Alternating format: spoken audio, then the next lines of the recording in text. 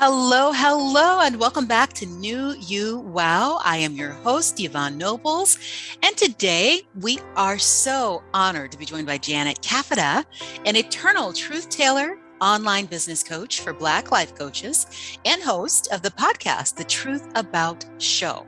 She's also a mom of 3 and a Black British expat living in Australia. How are you today? I'm well, thank you, Yvonne. Thank you for having me. Appreciate it. So wonderful to have you. And of course, here at New You Wow, Going Places, our focus is celebrating epic achievements around the world, at home and in the community. And of late, our focus is crushing limiting beliefs. Now, we understand that your job is simple. You help life coaches replace their salary so they can eventually kiss their 9-to-5 jobs goodbye and build profitable coaching businesses with a lasting impact and change. So can we ask you a little bit of an icebreaker? Why don't you tell us something interesting about yourself that most people don't know, a hidden gem? Yes, yeah. I would say probably, well, I've already told it, you said it in the intro, but it's more the fact that I am a Black woman living in Australia, which is like blows people's minds. And so not blows their mind like, whoa, oh my goodness. But it's more the fact that when they see me, they think that I am American until I open my mouth and they're like, wait, what? Like that accent is, what is that? So then I have to go through the story. So I think that's probably one of the things that people don't know about me, or even find that like, wow, how did you get that? Are there really Black people in Australia? I'm like, yeah, there are. Not many, but they're here. Wonderful. Yeah, I think that's probably one of the things that people find interesting about me. Phenomenal. And we're actually going to take it back to the beginning. If you could share, when were you first bitten by the entrepreneurial bug? And then what led to your decision to follow through on that? I think, it was probably always there somewhere, just like circling. But it didn't really come to the surface until I had my son, who's now 9 years old. And it didn't really come about until I fell pregnant with him. And even before then, I was kind of like, I don't want to work for someone for the rest of my life. Like, this is no way, no. And so I remember once I had him thinking, oh, this can't be it. Is it? Is this it? It was just, I wasn't even 30 then. It's like, this is not even, like, there must be something more. There must be. And so, kind of umming and ahhing, and started a business, a VA business when he was little, VA business, and trying to look after a newborn and trying to look after myself, like complete hot mess. Like, it just didn't work. So like, that's not gonna be right. But anyway, I just kept trying things. I tried the VA business and tried a few other things down the track. And I think that's probably where I got bitten by it per se, and realized like, actually, I have the potential to do more. Yeah. And I think it was more so seeing my boss. I worked for a management consultancy at the time, and she was jet setting off to, going skiing in America and Canada for 6 weeks during our summertime, just December, January, and she was going, and I was like, I want to do that. I only have 2 weeks off every year, 4 weeks off every year. There's no way I'd be able to take 7 weeks holiday. You must be, how will I actually make the numbers work? Like, that's not practical. And I think that kind of inspired me in some ways to be like, but I want that. If she can do it, then I can do it. Like, I want what she's got. And obviously I knew that she obviously worked her way up to be able to do that, etc., etc. I was like, but that's what I want. I want at least to have the freedom and flexibility to do whatever I want to. Like, even 2 years ago, we went to Europe. My family went for 8 weeks. I went for 6 weeks. 3 years prior to that, we went away for 6 weeks. Like, I was like, that's what I want. Our family are all in Europe, so we have to obviously go for longer periods of time. But it's like, that's what I want. I want that. I don't want to be stuck at my desk for like all year and only have like 2 weeks. Oh my God, no. It's never enough. No, and It's that's not the key. It's phenomenal that you answered the call, because it's so easy to have a feeling or desire and think, but that's not for me. And why not? You know, everyone has to question and challenge themselves. If someone else can do it, why can't you? So I think it's great that you put yourself out there. You pursued what at one time was just a dream and made it your reality. That's great. Yes. Yeah. And I only realized that recently. That's like, wait a minute. That's what I thought back then. I wanted that. And I didn't realize I'd actually create, like, you know, when you're in the moment, like, okay, well, we're going to go for 6 weeks, or we're going to go, you go 2 weeks before me, I'll follow afterwards, but whatever. I didn't realize that actually, I'd created the life that I had wanted and I was dreaming of back then without even really realizing it. Beautiful. Yeah. What was that, John Lennon? Life's what happens while we're busy making other plans. So exactly. You know, it's just wonderful that you did it. And also, it's a reminder to all our listeners, take stock of where you are now, because it's very easy to think that you're stuck, when in reality, your journey is ongoing. You call the shots. So empowering. Yeah. But of course, realistically, we know that along your way on this journey, there had to have been roadblocks, there had to have been obstacles. Can you tell us about some of those and how you overcame them on this road to success? Yeah, God, how long have you got? I would love to say it's all sunshine and rainbows and unicorns. It's amazing. There's never any roadblocks. Oh my God, roadblocks all the time. Yeah. It's mostly the stuff that's happening up here. Amen. And that was one of the, I think, not biggest challenges, but biggest realizations that my brain, like if you compartmentalize yourself, right? And you're standing here, take your brain off, you're putting it here, you're putting it in another lane, right? And where you want to get, like, your brain, your mind is the thing getting in the way of your own success. Absolutely. I had to realize that literally come back to it when I felt like I was stuck or I couldn't do anything, and then I just can't move, or like, what's wrong? I'm pushing, why is this not working? And it's actually up here. So life changer, honestly, it's life changing. I would find myself, I remember speaking to one of my coach last year, the year before, I was having these sales calls. I was like, they're not converting. Why is it not? What am I doing wrong? Etc. And she was like, fix your mindset. What is wrong? Like, what are you saying before you go into those calls? Yeah. What are you saying to yourself? How are you approaching? What belief are you carrying about them or about yourself before you go into those calls? And I was like, well, I'm not, you know how you get all defensive. I'm not, I don't think I am. And then I actually obviously got off the calls, like, she's speaking the truth. Like, I need to fix that. And I did. And the next call I went into, I think it was maybe a few hours later, it converted into a sale. Like, it's wonderful. It really is your own mind that just puts the brakes on your own success, because it's easy, you know, you've got the good devil, you've got the good angel, bad devil on your shoulder, and they're always in conflict with one another. And I feel that's how your mind works as well. It's always trying to rationalize everything, and sometimes it's just not about rationalizing anything, it's just about just letting go. Wow. Let's not just hold on to that belief. Just let it go. Love it. And I think, love it. Yeah, that's probably one of the biggest things.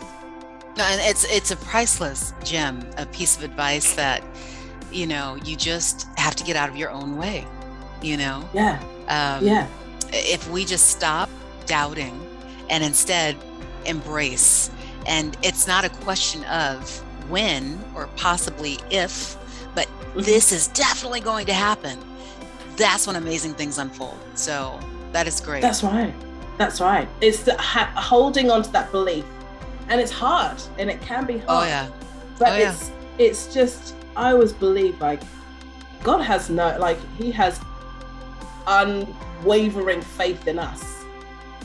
So why are we then doubting our own selves, right? Like, don't doubt yourself.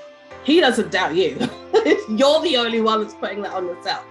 So let's just release it. Like, I will get there. It's not a matter of if I'll get there or if it happens. It's only a matter of when. Only a matter of when. So let's just like keep going forward. Walk in faith and belief that it will happen. And whatever your dreams, your aspirations are, it will happen. It's just a matter of time. Only a matter of time. So in this personal journey and undertaking of crushing that belief that it wasn't you, what did you do? What were some specific elements that you turned to your advantage to empower yourself to be bigger than the doubt?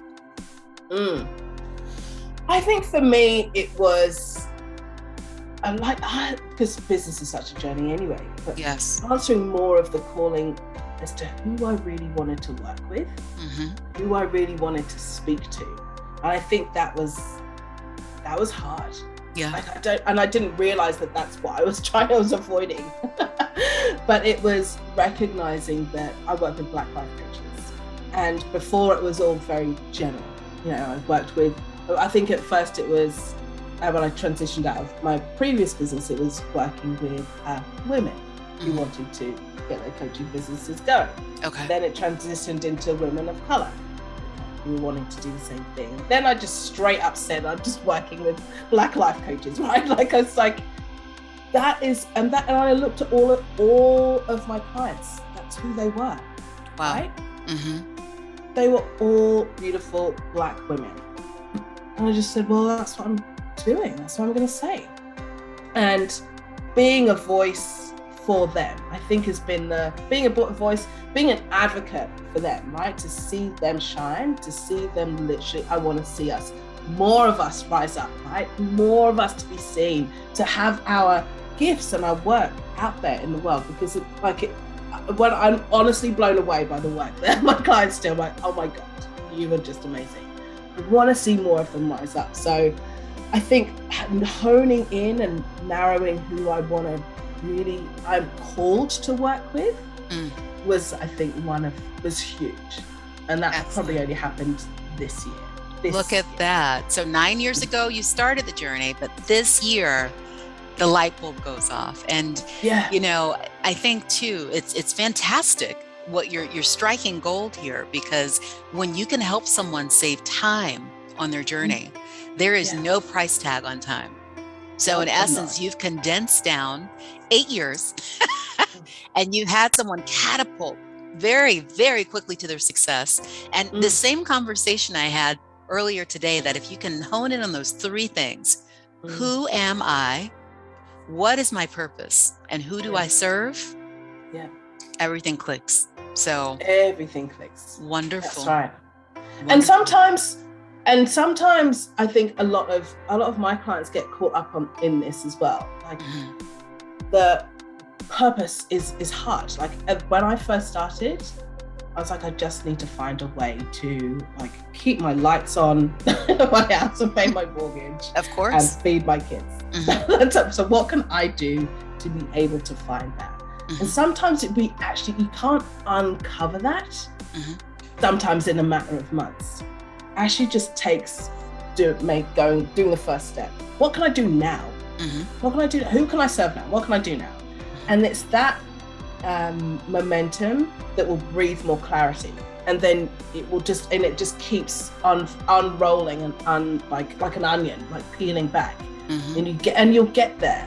So sometimes I'm like, what is my purpose? Like, it's a hard question. It's a deep question, but sometimes you can't answer that yet until you actually just make a decision about something and move forward. And then it starts to, okay, right, I get it. You know, it starts to feel more comfortable, or it feels hard, or even you wrestle with actually stepping into, like I did, to the place that all the people that you really want to serve. And then you're like, oh, until my coach was like, do it. Get out. Imperfect action. Love it. Love it. And, you know, as you were saying that, it's going to sound comical, but it made me think of that little snowball at the top of Mount Everest that starts rolling. And if it Yes. just stopped, it has no clue that once Yes. it gains momentum, it's going to turn into this mighty avalanche that can Yes. level mighty pines. But, Yes. you know, that's the thing, is sometimes we do start, but then the doubt and those beliefs come creeping back in. Mhm. And like you said, we get in our own way, and then we just put on the brakes. But Yeah. imagine if you kept going one more Yeah. month, one more year. Yeah. When is your avalanche? You got to Yeah. stick it out. So that's great. Yeah. Great. Yeah. But, you know, realistically right now with the pandemic, we're all facing heightened levels of fear, of anxiety. What have you found to be effective ways of coping with that? Yeah, God, pandemic has been nuts. It's just been this whole 18 months, whatever, something. So currently where I live here in Australia, we're in lockdown as well, even though things are starting to change and restrictions are easing and stuff, but there's still no international travel in or out of the country. Right. So I think the biggest thing has been, it's been hard. I'm not gonna lie. Like, I found it a real struggle because I work from home anyway. I've got 3 kids who are all virtual schooling as well, like different parts of the house, like scattered out. And so it's been a challenge trying to manage that, manage my own mental health with it as well, and kind of balancing that as well as a business where, you know, things are always can be really up or down. Right. So that's been like a real struggle. But I think once I kind of got back in, got used to the idea that we're back in lockdown again, I think my energy levels, kind of anxiety, kind of calmed down a little bit more. Mm-hmm. But it's been hard. I'm not gonna lie. I've had real, you know, mental health battles that I've had to try and overcome, because I think my sanity really comes from working out and doing exercise. Mm-hmm. And so suddenly my self-care lifeline was cut off. You know, and suddenly I'm like, ugh. You know, I have to, like, I just didn't want to work out. It's like, I don't want to do that right now. Like, it just didn't feel right. I do it because it means that I get out of the house. No one can talk to me. No one can ask me questions. It's for 45 minutes. It's mine. And that really had a huge impact on my own mental health. Just having me time, just time to think. I found that really hard. I'm like, I can't think because I'm not quiet enough. Like, you know, like I don't have any space. So that was a real kind of challenge. Well, that honesty is commendable and beautiful, and the first step in making sure that you embrace change, because we're all creatures of habit. And you really hit the nail on the head when you said it's been tough. You know, everyone has been affected. There's no corner, no crevice of the globe that escaped it. And our lives were all turned upside down. So it's funny, at the outset, many kept saying, I want to get back to normal. But then there's this question of, well, what is normal? And then there was the talk of new normal, and just an element of finding you in the midst of all the chaos. And when you come to terms with that and you're at peace, then you can just start rebuilding. And, you know, it's my hope and prayer that we all come out stronger from this, because it's not until you're tested that you start realizing you're stronger than you know. So, you know, 100%. It's always a test. always, especially as entrepreneurs. So if there's any out there scratching their heads wondering, is this normal? Yes, it is. Welcome. Welcome to the club. But what doesn't kill you makes you stronger. And the key is community, to share that, to talk about it. So there's not this doubting of something's wrong with me. Not at all. Not at all. Yeah. And, you know, actually, did you find that the toughest part of being a business owner is the work that you do on you to be there for those you serve? Yes, yeah. I find that to be able to hold space for my clients, so my clients work with me for 6 months. Okay. It's a 6-month program. So it's a long time to not hold space, in like hold energetic space for that person. Mm-hmm. So sometimes I can have anywhere from 17 people in a group to 5. At the moment, most of the people are coming to the end of their time in the program, so I've got about 4 or 5 inside of there. Okay. So it can fluctuate.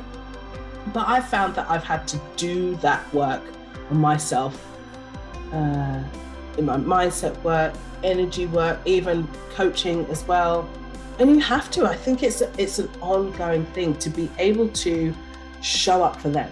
Because if you're not showing up as you should do for them, then there's a, like, you don't want your own stuff pouring out onto them and their beautiful businesses. Like it's a real, I really do feel that sometimes, like, you've got to do that inner work, check yourself daily, weekly, even, just to make sure that you're not coaching your own thoughts, beliefs, whatever it is, and pouring it onto them.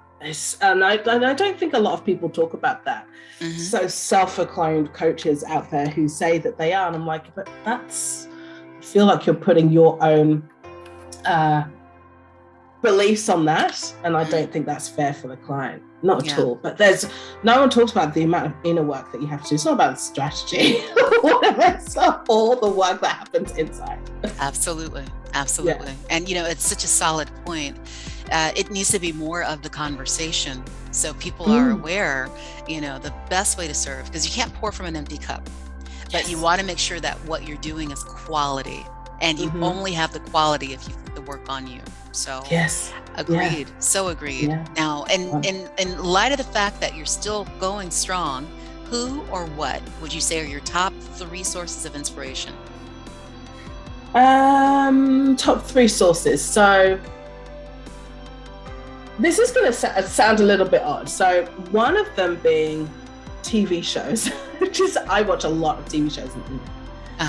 Not like every single night, but I've actually just started watching Scandal, which was like on, I don't know, whenever. I've never watched it before. This is the first time. Mm-hmm. You can get a lot. I find them fascinating. Not the storylines, yes, okay, great. But just from like a writer's perspective, like that person sat down and wrote out, like, even if you think about a season, from start to finish, how they wrote that, how they made everything so integrated. I'm looking at it more from like a higher level. I get so inspired by that. I'm like, wow, like, I did not see that coming. Like I find that like mind blowing. And so that, I don't know if that plays into my business, I don't know, but that keeps me inspired. It keeps me like, I don't know, I think it's inspiring. Yeah, it does keep me inspired, because I just find it so amazing how a team of writers, producers, like how they bring that all together. It's very much like business. How do you bring your ideas and your purpose work and all of that stuff and your message to marry it together so actually it grabs someone's attention? Like, it's the same kind of thing. I always find that fascinating.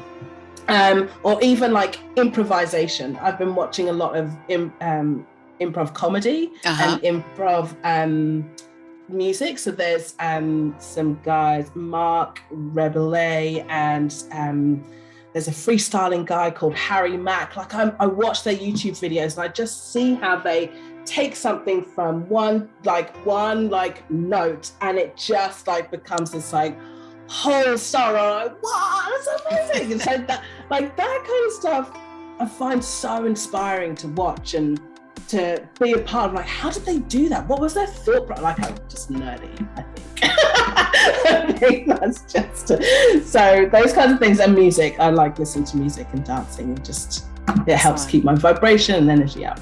Excellent. And I always say, once you turn the light switch on, do what you must to keep it on. So that's great that you're staying lifted. Yes. And so far too, in your journey, which accomplishment would you say that you're most proud of? Which one brings you the most joy?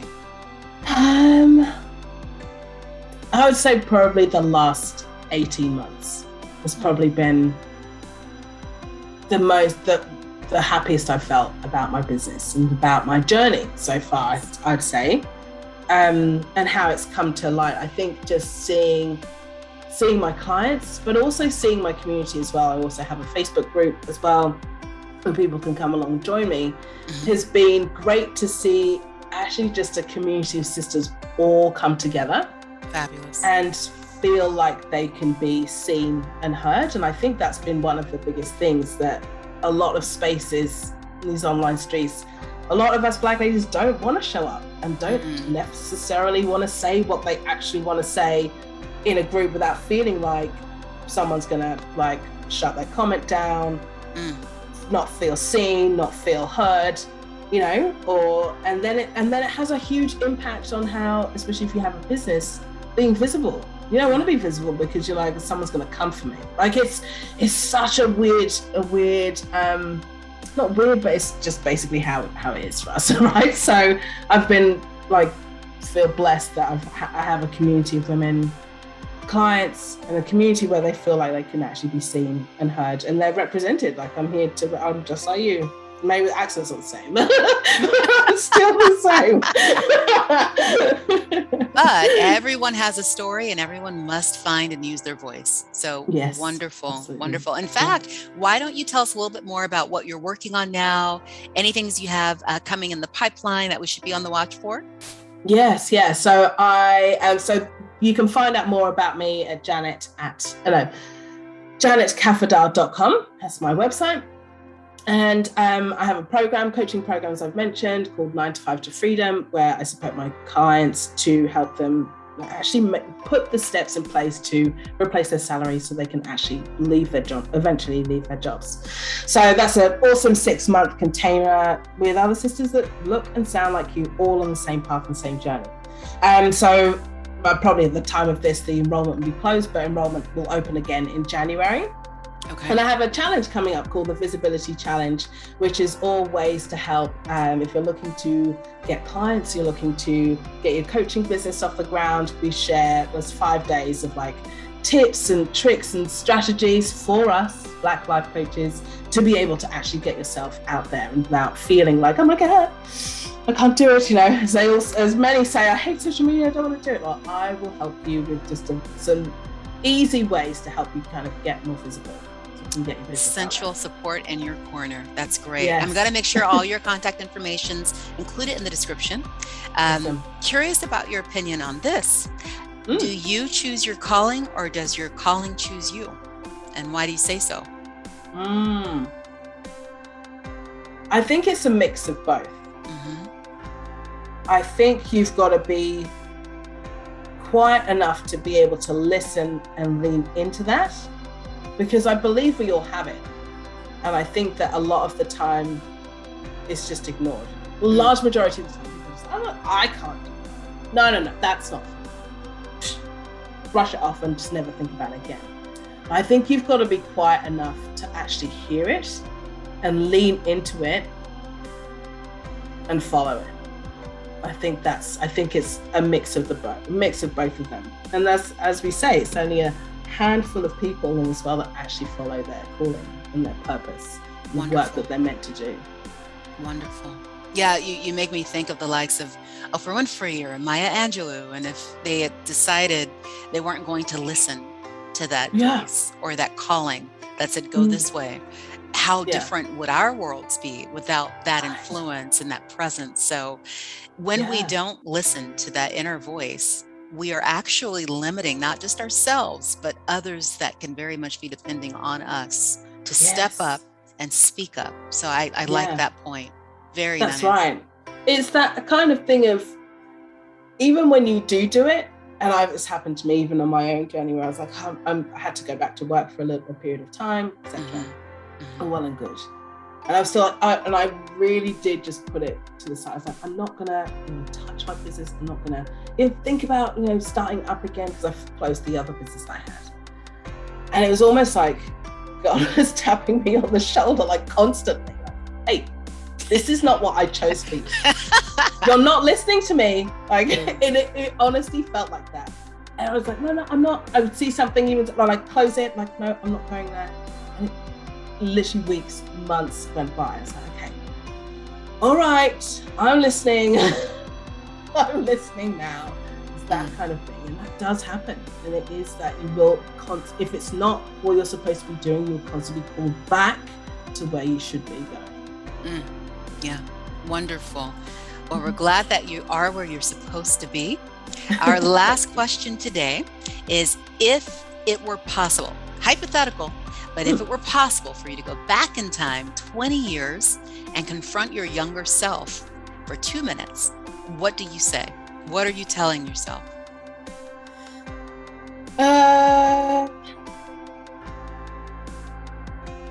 You're going on the right path. You're doing the right thing. So 20 years ago, I would have been deciding what course I was going to do at university. 18, going on 19. So yes, so I was kind of deciding between arts. I wanted to do fine art, or there was like a business and marketing degree that I could do. I was like, complete two different things. I was like, arts, yeah, very creative, can paint, draw, all of that stuff. I don't know if I really want to do that though. But then I found with business and marketing and with advertising, like it still had that level of creativity in it. It's still like there was the structure there, but also you could be creative with it. And I was like, oh, I like that. So I think if it was 20 years ago and I was, in that place, I made the best decision. Just go follow your gut. And I think that's what I would say. Just follow it. Don't even question it anymore. Like, you want to go down, just keep going. It's Just okay. do it. It'll figure itself out. It's all good. Wow, wonderful. And really, as some of the listeners know, the intent of that question is always to carry that with you, that 20 years from now, you make sure you're listening to that. Trust your gut, because wherever those forks in the road pop up and there's big decisions to be made, especially as your business continues to grow and more success comes to you, you don't want to have to second guess and be lost in the quandary of what if. So love what if. Love it. Well, it has been so wonderful having you with us here today, Janet. And we, of course, as always, encourage our listeners, those that are in your life that you love, let them know every day is a gift and we never want to take it for granted. In the meanwhile, stay safe and we'll see you next time. Thanks so much. Bye. Thanks so much for watching. Be sure to share this video and like, comment, and subscribe. You can find us on Instagram, Facebook, and Twitter at New You Well. Until next time, stand tall in your power and remember, your belief in yourself is your superpower.